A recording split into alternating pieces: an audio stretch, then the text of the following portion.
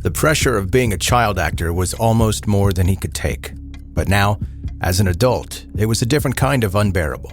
The acting jobs had dried up for the most part, along with the stardom, the fandom, and all the admiration, all the opportunity. And what did he have now? Not a collection of awards, but instead a collection of issues, mainly one big issue. This one he could handle once and for all, never mind his deteriorating mental health. Maybe it would get better once he acted on his plan. Once his plan was in motion, Ryan Grantham thought everything would be better.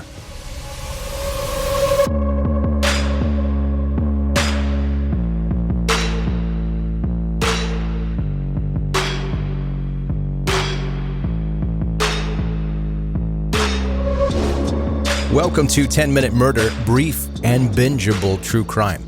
I'm Joe, the host, and thank you for being a part of my little podcast today. It means a lot that you take the time out of your day and give me a little piece of your attention for just a little while.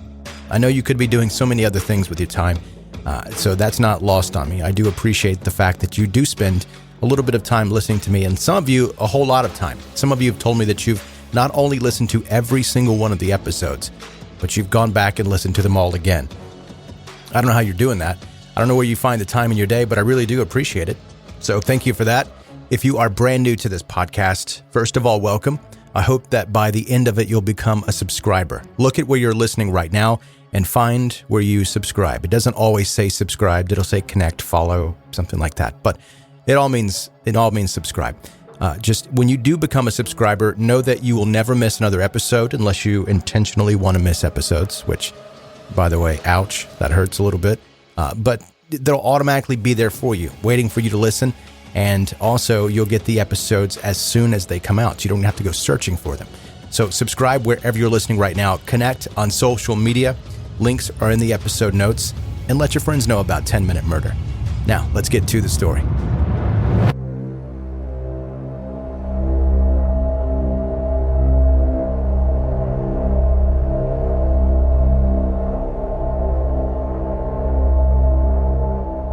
Ryan Grantham was best known for his role as an actor in Diary of a Wimpy Kid back in 2010, which was a sweet movie about the daily trials and triumphs of friendship, family life, and middle school, where undersized weaklings have to share the hallways with kids who are taller, meaner, and already shaving.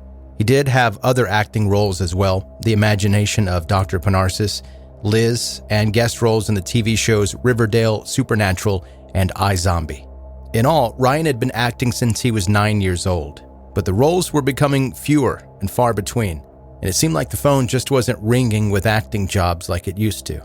While Ryan was waiting for acting job opportunities to come through, he was back in the townhouse that he shared in Squamish, British Columbia, with his 64-year-old mother, Barbara Waite, and taking college classes. But his heart just wasn't in it. Life was just not going the way he had hoped, and now he was 23 years old, and what did he have to show for it all? In late 2019 and 2020, Ryan found himself in psychiatric treatment for his deteriorating mental health. Medical reports later showed that Ryan was experiencing an intense period of clinical depression. The same reports also documented that Ryan was experiencing urges to commit violence and take his own life. Ryan was also reported to be experiencing escalated feelings of self-hatred, loathing, and hopelessness. In addition to all of that, he felt immense guilt over his mother potentially learning he had stopped attending classes at Simon Fraser University. Both reports said he had a cannabis use disorder. Interestingly enough, the same reports also stated that Ryan was able to maintain an outward appearance of being well-functioning. And this could have been the reason that Ryan was not placed on an emergency mental health hold for presenting as a danger to himself and others, and instead allowed to remain under his own care and control. Whatever the reasoning for not seeking emergency mental health care for Ryan, the decision would prove to be a deadly mistake on March 31st, 2020. That day, Ryan carried out a plan that he had been strategizing for quite a while, which included buying a new gun. He was an experienced gun user and former gun club member, not to mention all of the rehearsing he had done in preparation for the violence that he had in mind. The first step in carrying out his ultimate plan, to deal with his mother. Ryan loaded and unloaded his .22 caliber rifle and then sat on the stairs of the townhouse for almost 15 minutes, deciding what exactly to do. But ultimately, Ryan wanted to spare his mother from seeing the violence he intended to commit. And so, he stepped off the stairs and followed the sound of music playing. Ryan entered the room containing a piano and observed his mother sitting with her back to him. As she continued to play, Ryan raised his .22 caliber rifle and shot her in the back of the head. As the music abruptly stopped, Ryan's mother collapsed to the ground, instantly dead. Ryan then created a 4-minute video that he recorded with his GoPro, where he showed the crime scene, including his mother's dead body, described what happened, and confessed to the murder. Ryan then left the townhome to purchase alcohol, marijuana, and go to sleep. Step 1 of his plan was done.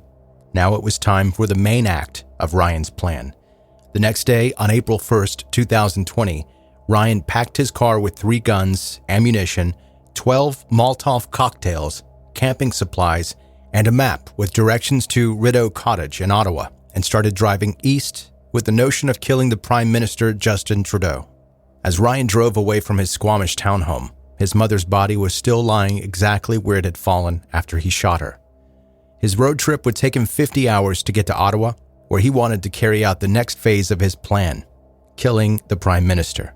Along the way, Ryan tested a Molotov cocktail in a remote area just to get a handle on exactly how they worked. Once he completed his test, he was back on the road. Ryan drove as far as Hope, British Columbia, before turning around with thoughts that he would instead commit an act of mass violence at Simon Fraser University or other locations. That night, for whatever reason, Ryan decided to turn himself into Vancouver police instead.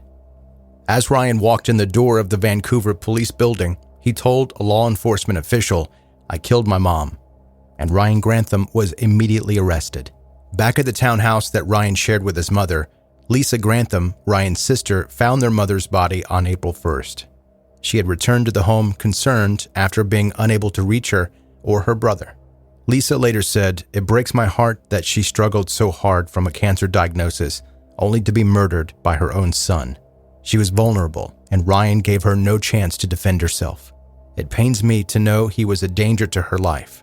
Ryan pled guilty to the charge of second-degree murder, which comes with an automatic life sentence, though the prosecution is asking for the first 17 to 18 years of his sentence to be declared ineligible for parole. On the final day of his sentencing hearing, Ryan Grantham read from a statement in which he said his mother was a caring and compassionate person who did nothing to deserve what he did to her. He then went on to say, "I can't explain or justify my actions. I have no excuse. It hurts me to think about how badly I've wasted my life. In the face of something so horrible, saying sorry seems so pointless. But from every fiber of my being, I'm sorry."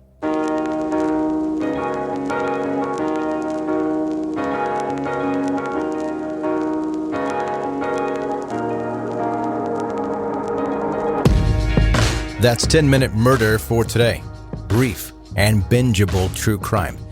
Thank you for listening today, and as I mentioned at the beginning, make sure if you are new here, even if you're not new, even if you've been around a while, but if you have not yet made the commitment to subscribe, I get it. Commitment can be tough sometimes. Sometimes you don't really want to just make that extra step to say, yes, I want to keep doing this for a while. I completely understand, but I hope that you will subscribe and you will stick around longer and listen to more episodes. When you do become a subscriber, it makes it easier to go and listen to back episodes. There are more than 200 of them available wherever you listen to podcasts, just in case you're listening to this on YouTube. Not all of them are there, but they are all there wherever you listen to podcasts. Also connect with 10-Minute Murder on Facebook, Instagram, Twitter. Links for that are in the show notes of this episode. And if you've got friends, cool. Congratulations, I'm happy for you, but make sure you tell them about 10-Minute Murder as my dog Harper Jane enters the room. And she tried to eat the microphone.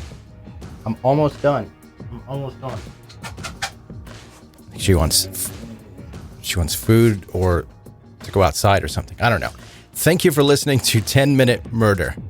Be safe and make good choices.